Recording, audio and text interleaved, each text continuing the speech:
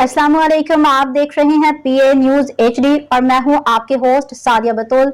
शामिल करते हैं आज की अहम खबरें। लाहौर वज़ीर आला पंजाब मरीम नवाज शरीफ ने कहा है कि सूबे के अवाम की बेहतरी के लिए दिन रात कोशिशें, एक साल में बहुत हद तक चीज़ें बदल गई हैं। वज़ीर आला मरीम नवाज शरीफ की ज़र सदारत मुस्लिम लीग नून का पार्लिमानी पार्टी का इजलास हुआ। दौरान इजलास शहदा के दर्जात की बुलंदी के लिए दुआ की गई।